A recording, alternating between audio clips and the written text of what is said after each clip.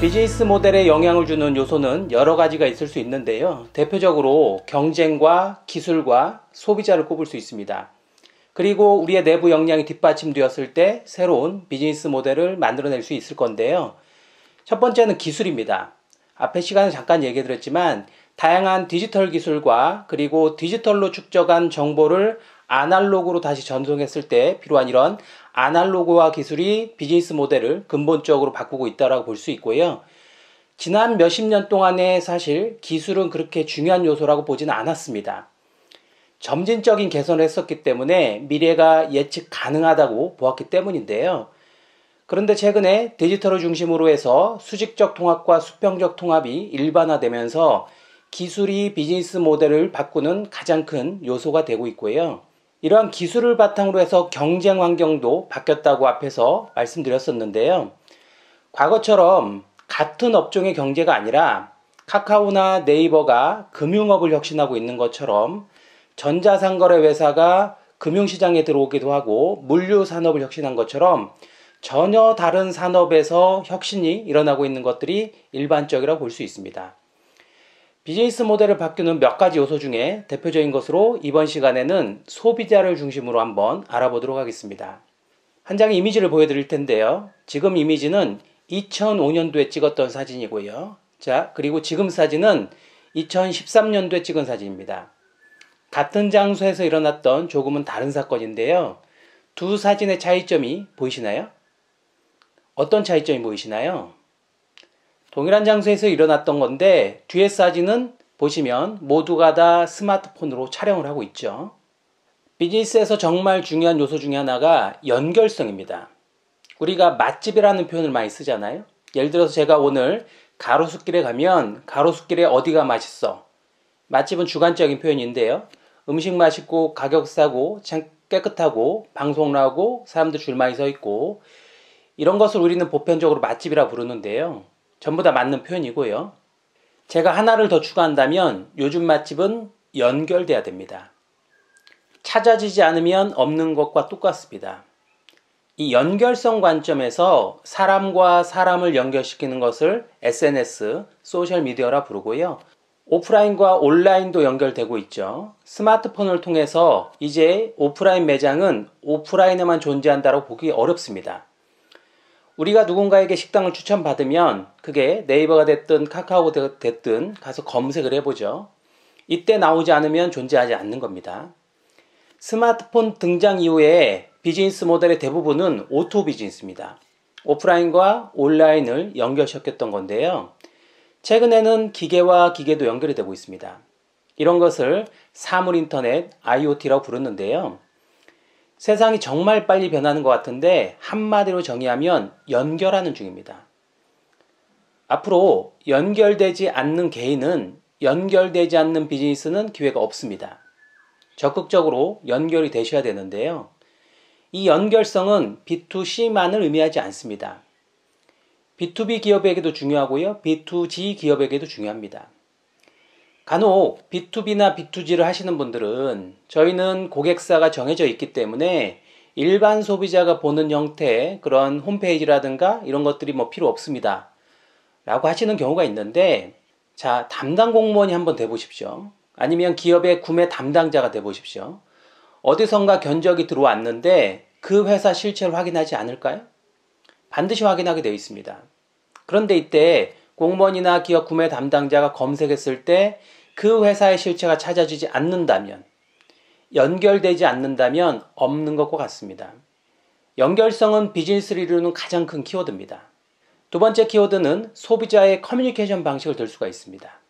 제가 한 가지 퀴즈를 낼 텐데요. 여기 계신 분들이 하루 24시간 살아가면서 내 몸에서 반경 5m 이상 안 떨어지면서 나랑 하루 좀 붙어 지내는 게 있습니다. 무엇인지 아시겠습니까? 네, 스마트폰입니다. 스마트폰이 내 몸의 일부일까요? 일부가 아닐까요? 질문이 우스운 질문인데요. 스마트폰은 내 몸의 일부가 됐죠. 이 강의를 하는 저도 자유롭지 못합니다. 누구나 다 스마트폰이 자기의 일부가 됐는데요. 아침에 출근을 하실 때 집에다가 스마트폰을 놓고 나오면 가서 다시 갖고 나오세요? 아니면 출근을 하세요? 지갑을 놓고 나오면 어떻게 하십니까? 스마트폰을 인간의 6번째 감각기관이라고 부릅니다. 내 몸의 일부가 된 거죠. 사실 왜 쓰냐는 질문 자체가 우스운 질문입니다. 이 스마트폰이 아주 많은 걸 바꿨습니다. 개인이 살아가는 모습도 바꿨고 비즈니스도 바꿨죠. 비즈니스 관점에서 좀 생각해 볼 것들은 이 스마트폰이 무엇을 의미하냐면요. 누구나 쉽게 정보를 생산하고 유통할 수 있게 되었다는 걸 의미합니다. 정보 생산과 유통은 KBS, MBC, 조선일보, 동아일보 같은 우리가 전통적으로 불렀던 매스미디어들이 담당했던 것들인데요. 손안에 스마트폰을 쥐어주고 5G와 같은 통신망을 깔아줬더니 이제는 누구나 그 자리에서 사진을 찍죠. 그게 사진일 수도 있고 영상일 수도 있고 음성일 수도 있고 혹은 텍스트일 수도 있습니다. 누구나 다 정보 생산자가 된 것입니다. 그리고 이것을 본인의 페이스북이나 인스타그램, 유튜브에 올리기도 하죠. 정보 유통은 전통적으로 매스미디어들이 미디어라고 불리는 매체들이 담당했던 것들인데 개인들도 정보 유통에 다시 관여합니다. 그리고 이것을 또 다른 누군가가 다시 컨텐츠를 소비하는 형태로 근본적으로 커뮤니케이션 방식이 변화되었다라고 볼 수 있습니다. 이러한 흐름 때문에 나타난 현상 중에 하나가 개인들이 강해지고 있습니다. 저는 강력한 개인이라고 표현을 하는데요. 과거에는 파워블로거라는 집단들이 있었고 최근에는 유튜브로 많이 올라갔고 인스타그램으로도 많이 넘어갔죠. 여러 강력한 개인들이 많이 등장하고 있습니다. 일부는 유튜브나 인스타그램, 페이스북 이런 매체들을 통해서 아주 큰 수익을 만들어내고 있기도 합니다. 이들이 맞다 틀리다를 논하려고 하는 건 아니고요. 저는 비즈니스의 흐름이 개인으로 바뀌었다라는 이야기를 드리고 싶습니다. 유명 파워블로거들이 있습니다. 평범한 주부인 줄 알았는데 방문자를 모아서 거기에 공동구매를 해서 아주 큰 금액을 돈을 벌기도 하고요. 최근에는 인스타그램과 유튜브 등으로 많이 넘어가기도 했는데요. 개인들이 아주 쉽게 본인의 컨텐츠를 생산할 수 있고 이것을 유통할 수 있게 되면서 KBS, MBC, 조선일보, 동아일보가 아니라 개인에게 힘이 넘어온 겁니다. 누구나 다 강력한 개인이 될 수 있습니다. 자, 이게 기업에게는 무엇을 의미하냐면 사실 우리 비즈니스의 소비자를 참여해서 우리 서비스나 제품을 판매하는 것도 상당히 중요한 일이지만 기업에게는 강력한 개인의 등장은 역으로 그만큼의 리스크가 증가하고 있다는 걸 의미합니다. 즉, 우리가 소셜미디어나 온라인에 참여하지 않으면 소비자들이 어떻게 이야기하는지를 알 길이 없죠. 그래서 저는 선택사항이 아니라고 봅니다. 적극적으로 참여하셔야 소비자들이 어떠한 이야기를 하고 그리고 그들과 중장기적으로 관계를 형성해서 지속적인 팬으로 만들어 나갈 수가 있는 거죠. 비즈니스 모델에서 중요한 요인 중에 하나가 소비자입니다. 적극적으로 연결이 되실 수 있어야 되고요. 이 소비자의 변화도 일부 좀 있습니다. 대표적인 것들이 1980년생 이후인 밀레니얼 세대를 들 수가 있습니다. 밀레니얼 세대는 사실은 가장 풍요롭게 자란 세대입니다. 거의 자녀가 한두 명인 세대에서 태어났기 때문에 부모들이 부족함 없이 키웠거든요. 하고 싶은 것들 다 할 수 있게 해줬고 지금 20, 30대는 대한민국 인류 역사상 가장 똑똑한 세대입니다. 본인들은 인정하지 않을 수 있는데요. 제가 증명할 수 있습니다. 한번 증명을 해보도록 하겠습니다. 지금 20, 30대 아무나 놓고요. 인류 역사상 이 세대보다 교육을 많이 받은 세대가 있는지 한번 찾아보십시오. 없습니다. 영어 공부도 해보고 부모 따라서 해외여행도 가봐서 글로벌에 대한 역량을 갖고 있는 세대가 이 세대보다 높은 세대가 있는지 찾아보십시오. 지금 20, 30대는 대한민국 인류 역사상 가장 똑똑한 세대입니다. 안타까운 건 지금 20, 30대는 최초로 부모 세대보다 가난한 세대가 될 것이라는 이야기를 많이 합니다. 정말 뛰어난 역량을 가졌지만 기회가 주어지지 않는 이런 시대를 살고 있죠. 과거 부모 세대는 성실이라는 가치로 살 수 있었습니다. 성실하면 아끼고 절약해서 전세에서 집을 살 수 있고 필요한 것들을 장만을 할 수가 있었죠. 그런데 지금 밀레니얼 세대는 기회조차 주어지지도 않고 기회가 주어져도 전부 다 비정규직일 뿐만 아니라 부모 세대가 가졌던 가장 큰 가치관인 성실이라는 가치로 미래를 살 수가 없는 세대이기도 합니다.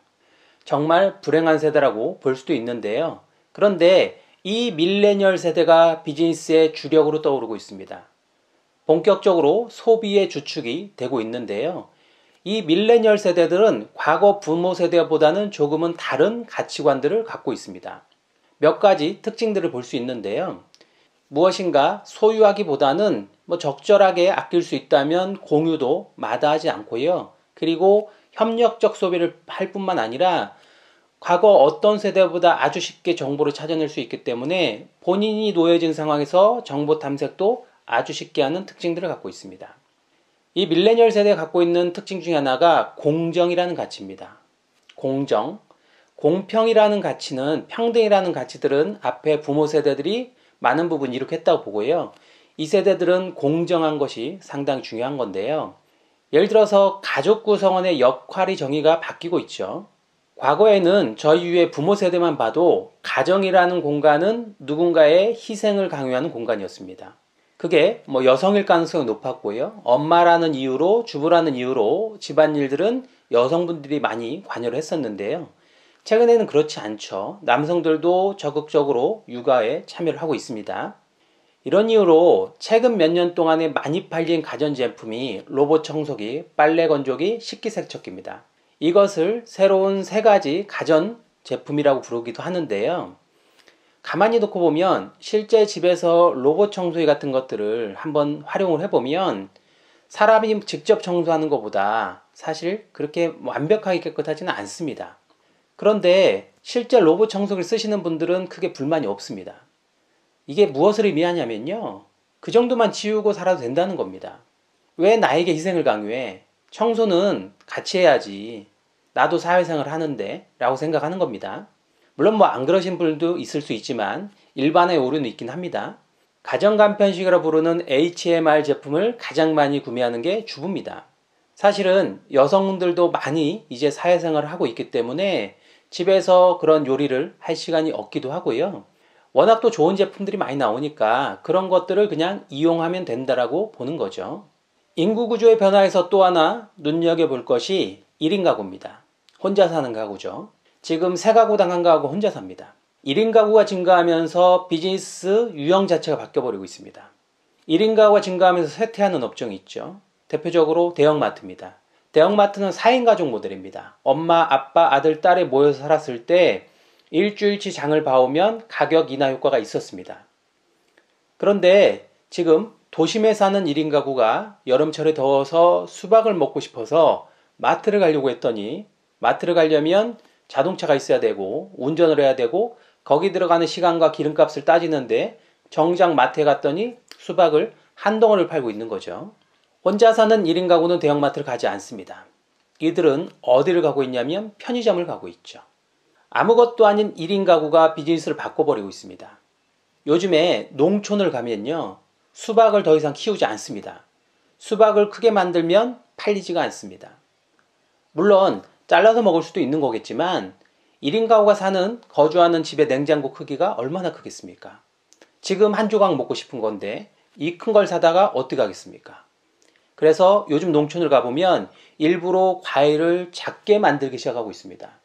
1차 생산을 바꾸고 있는 것이고요. 2차 가공도 바꾸고 있습니다.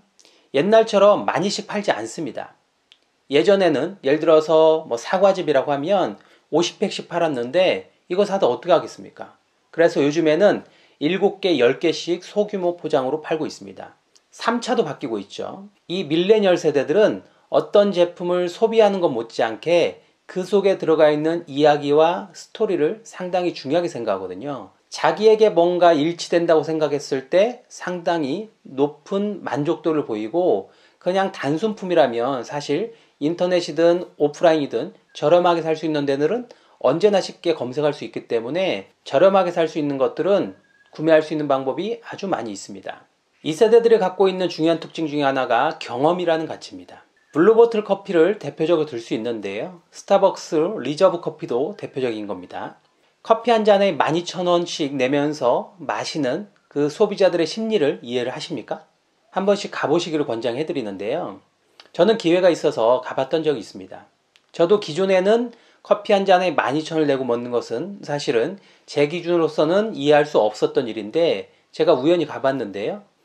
가보면 전문 바리스타가 원두도 잘 설명을 해주고요. 그리고 그 자리에서 컵의 온도, 물의 온도까지 정확하게 재서 아주 맛있게 커피를 내려주고 커피를 다 마시면 맛있게 먹는 방법들도 바리스타들이 설명해 줍니다. 불과 5분 남짓한 서비스를 받는 건데요. 그들은 맛있는 커피에 대한 경험을 소비하는 겁니다. 단순하게 커피 한 잔이 아닌 것이죠. 이 경험이라는 가치가 결부가 되면 동일한 제품은 훨씬 더 가치가 높아지게 되어 있습니다. 일본의 츠타야 서점도 대표적으로 들 수 있습니다. 우리나라 교보문고도 이런 형태로 영업을 하고 있는데요. 예전에는 정치, 경제, 사회, 문화 카테고리 중심으로 이렇게 책장에다 책을 많이 진열했다면 요즘에는 여행서적 쪽에 가보면 여행용 배낭도 팔고 있고 여행용품도 판매를 하고 있죠. 여행이라는 하나의 경험을 판매하는 겁니다. 지금까지 말씀드린 것처럼 우리가 밀레니얼 세대로 부르는 세대들은 과거와 좀 다른 가치를 갖고 있습니다. 이번 시간에는 비즈니스 모델에 영향을 주는 주요 키워드로 기술과 그리고 강력한 개인들, 밀레니얼 세대와 1인격, 경험이라는 가치를 중심으로 설명해 드렸습니다. 이러한 변화하는 시장 흐름에 맞게끔 우리가 미래 시장을 예측하면서 우리의 비즈니스를 어떻게 갈 건지를 고민하는 것이 비즈니스 모델을 만들어 나가는 첫 번째 발걸음이라고 할 수 있겠습니다.